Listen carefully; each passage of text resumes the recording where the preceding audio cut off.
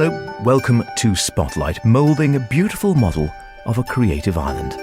Spotlight, brought to you by the Isle of Man Arts Council. A bit of a special this evening as we celebrate the 10th anniversary of the Creative Network. Find out more about the network itself and have a walk around the wonderful exhibition that took place to celebrate the anniversary.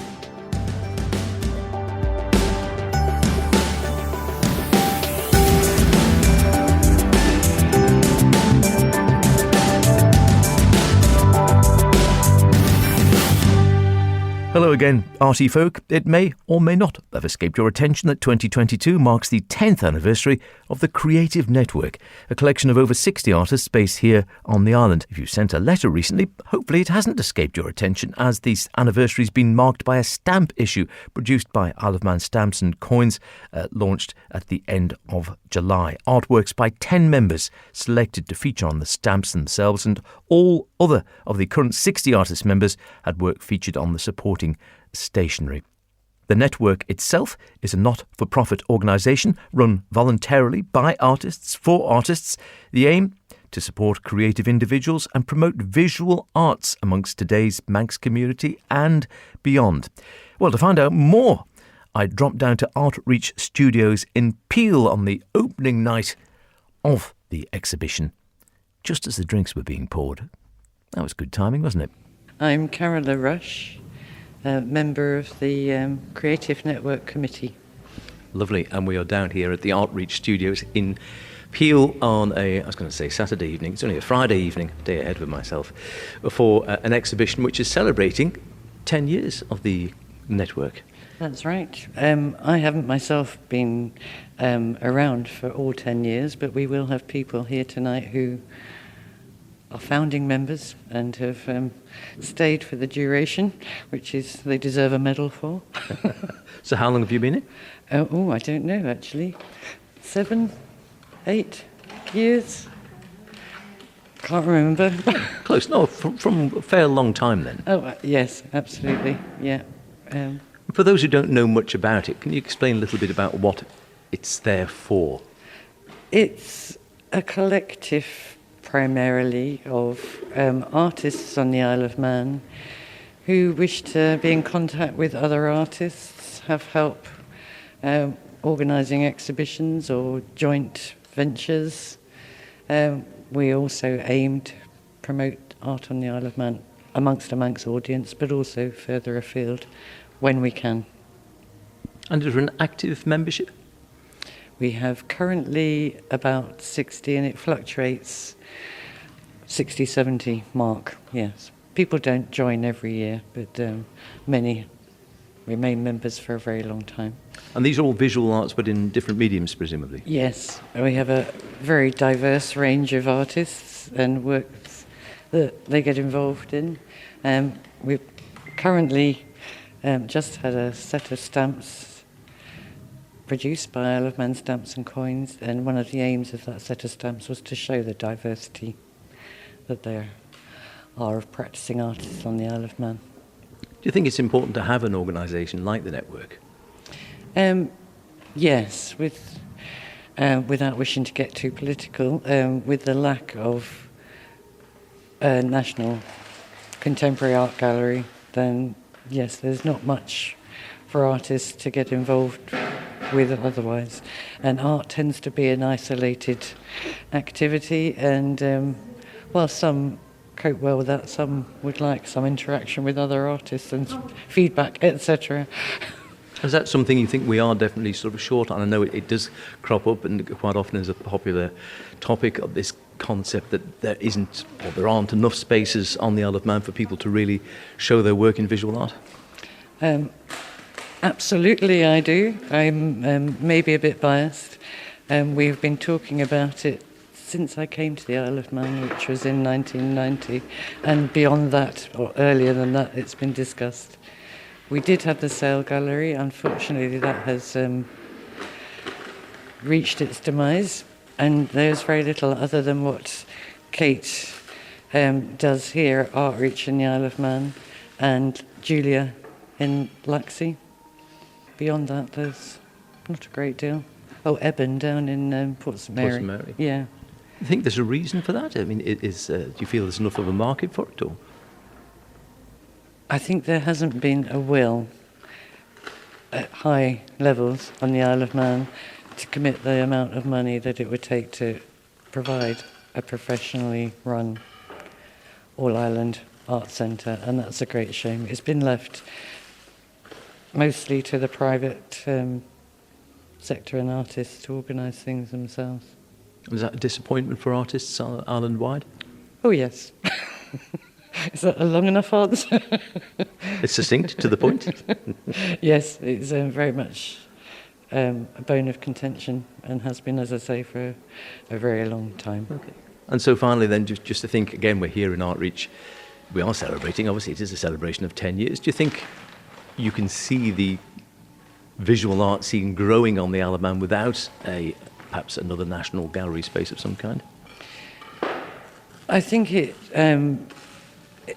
yes, it is growing because of the goodwill of many people involved. But obviously there's a limit as to what one can do. The Creative Network is run by artists for artists. We're all volunteers, and we've spent most of today, for instance, getting ready for tonight. There's only so much of your life you can commit as a volunteer. Kate was talking earlier about this place and how much money it's taking her to have a venue like this to run her workshops, and how tight that makes it financially for her as an individual. It's a never-ending problem. Spotlight, brought to you by the Isle of Man Arts Council. And as we go around downstairs in ArtReach, and we have, see, some of the artwork here then displayed on the walls around the downstairs of the gallery are the originals which are featuring on the stamps.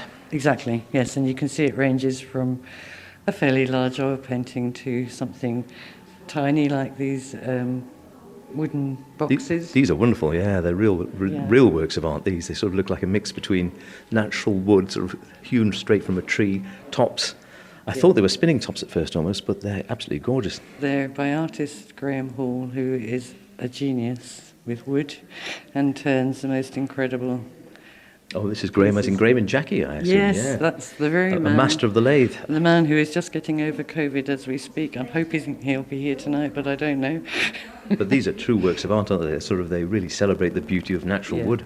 The craftsmanship and skill involved is quite incredible. They are stunning, I must admit those. And if we just cross a little bit further over, this is very delicate. Myra Gilbert Child's hand-sewn dress, which is incredibly fragile looking. It is indeed. It's made of Gampi tissue paper, all hand-sewn with flowers. I believe were picked on Peel Hill, actually, and around here, because Myra lives on the harbour at Peel.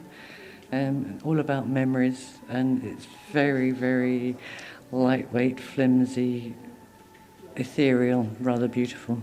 It is, isn't it? Really beautiful. Sort of the transient nature of art in many ways. And further down a little bit, I'm liking this as well. So something by Dawn Kenyuk, the wren illustration on music score. We've got the original there. Manx bird, of course, well known for hunting on Boxing Day, not literally, Yeah, of course. Absolutely, yeah. And Dawn has done a range of work of her amazing little animal or bird illustrations on old manuscripts, postcards, and in this case, music score.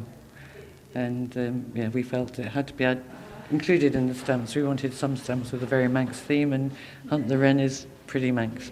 Can't get much more Manx. And then coming down to the corner here, a couple more pieces of sculpture. A fantastic black rhinoceros. I'm very fond of him. Yes, this is Erica Kermode, who creates in clay, sculptures in clay.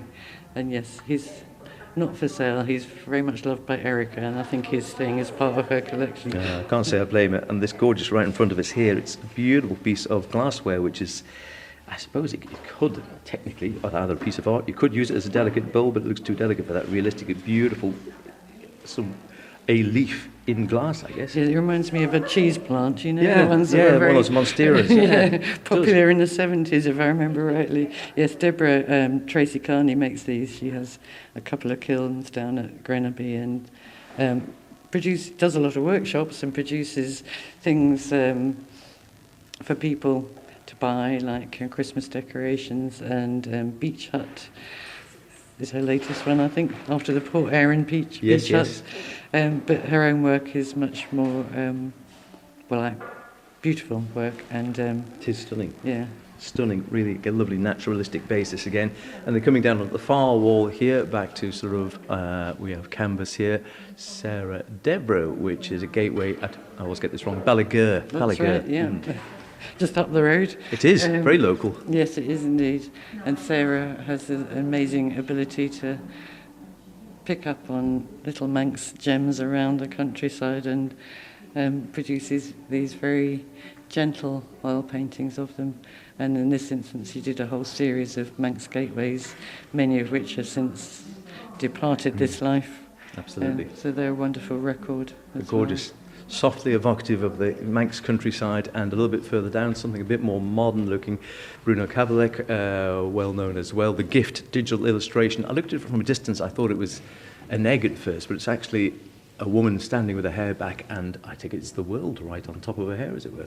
The world or a moon, I'm not sure which. Not quite too sure. Yeah, Bruno is known for his oil paintings, but also his design work for many Manx music artists and so on, and his more and more doing digital illustrations. This is one which I think is particularly personal to him and about his relationship with his mother and so on.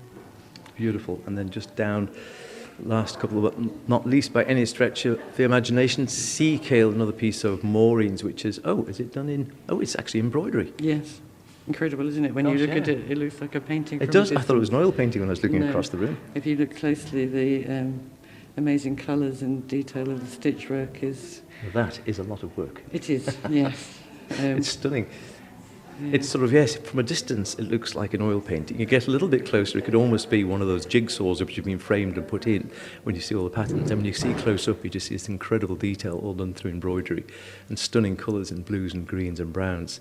And yes, it is. You do get the gist of it on the stamp. Very difficult to maybe give the detail on the stamp in the same way, but I think it does capture it. Yeah. And finally, at the end, I think this, it is a photograph. I was going to say it's a painting. It's not. This is a piece of photography. A photographic image by Eric Litherow. Eric and Myra were actually founding members of the Creative Network, so we really had to have them on a stamp. Eric, again, this is a picture of a street in Peel, just down the road, but he's picked out and made it more, as much as anything, about the colours of the buildings, the shapes. It's a little abstract extraction from, I can't remember which street it is now, Bridge Street or something. I think I recognise it vaguely.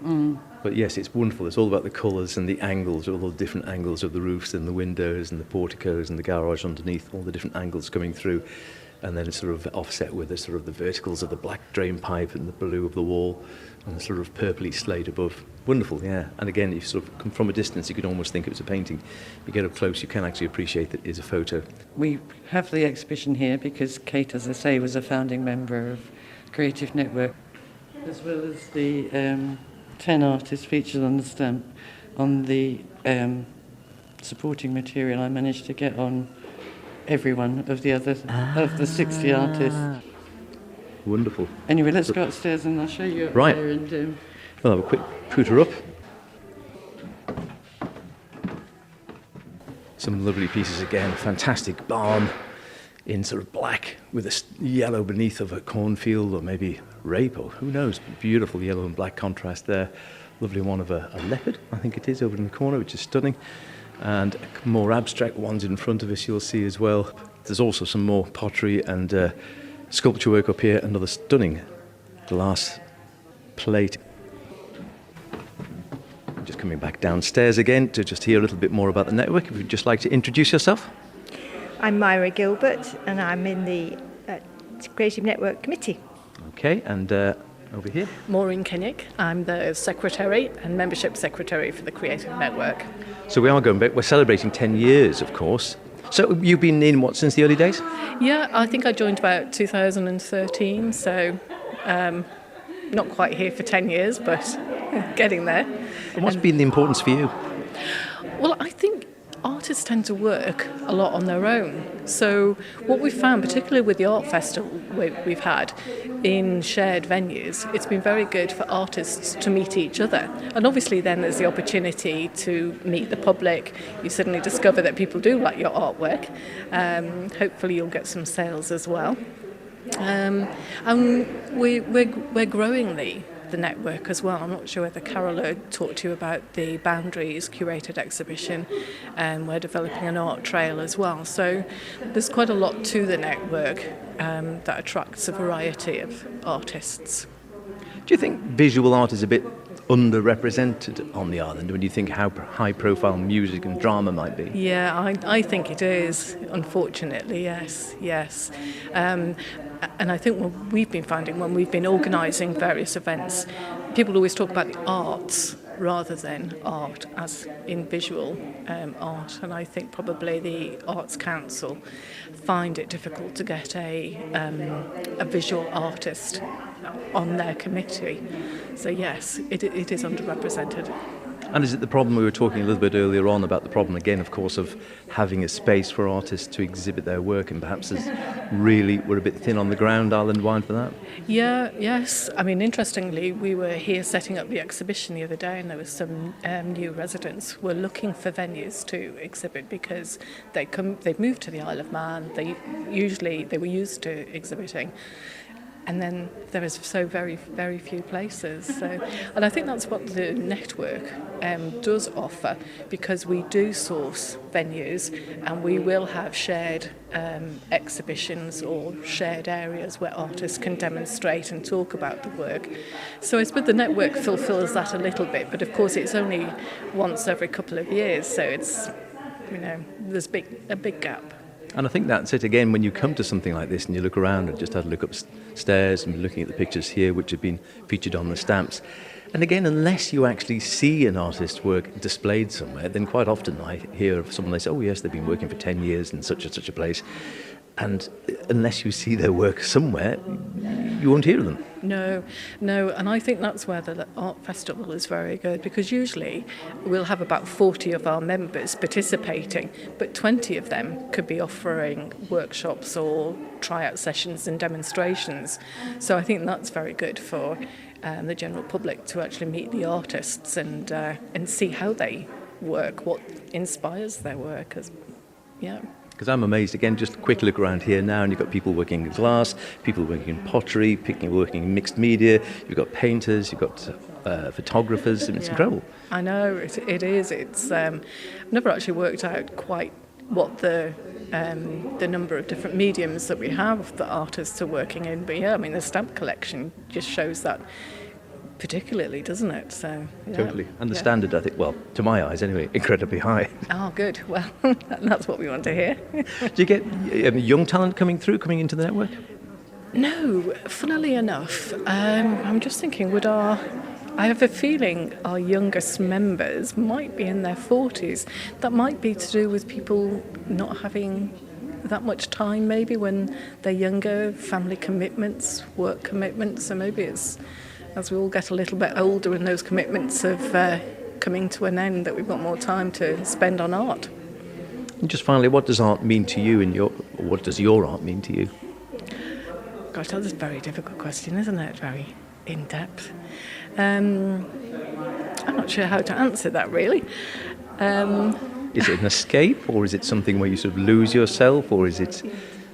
Definitely lose yourself, yes. You can become completely absorbed, especially with my work. So I do free machine embroidery. So yes, I was looking at the one over there, I was thinking that looked like, I don't know how many hours of work, but a lot.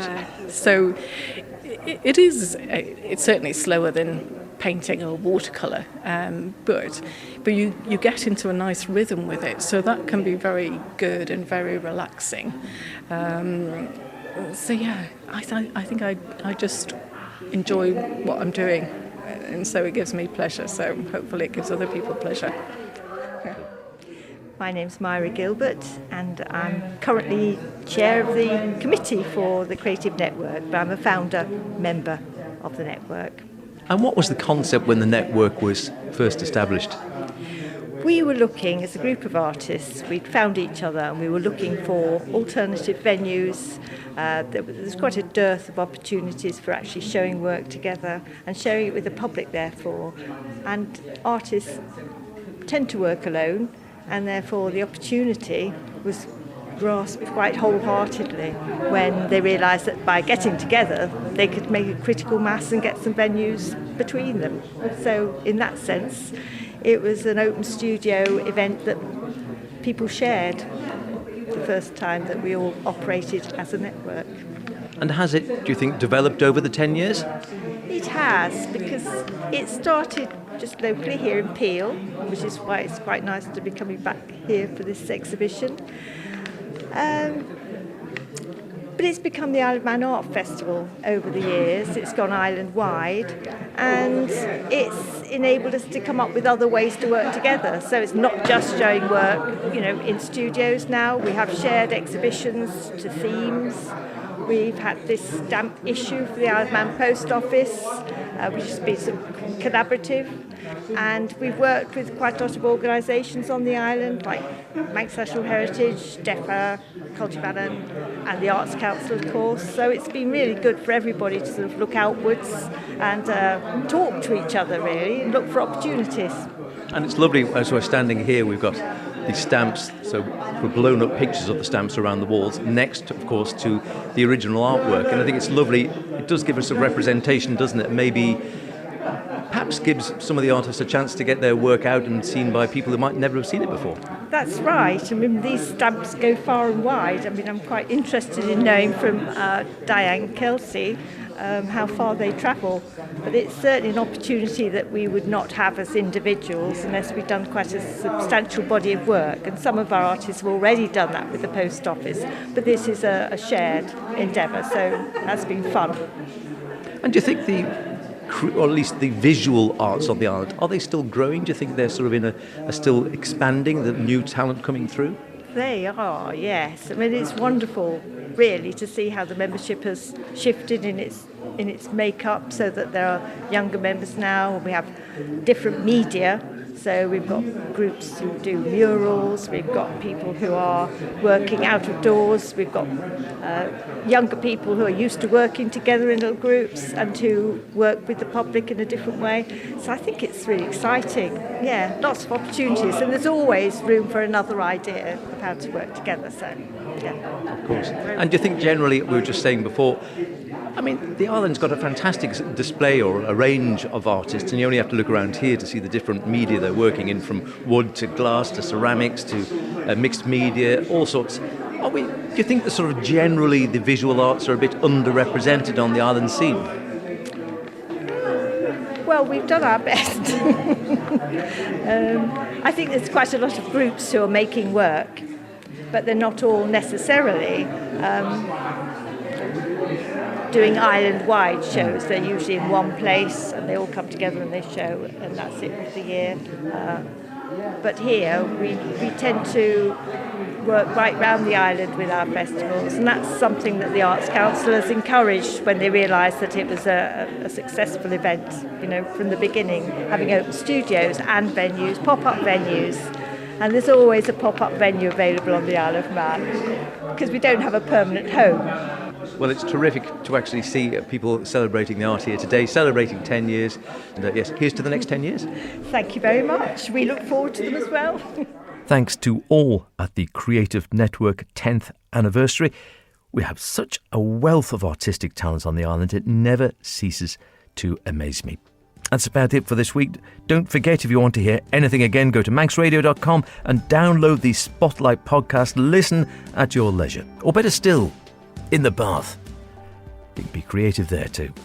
Drop me a line with any artistic thoughts or ideas. Keep putting paint to paper, pen to page, or casting music to the ether. And I'll see you next week. Cheerio.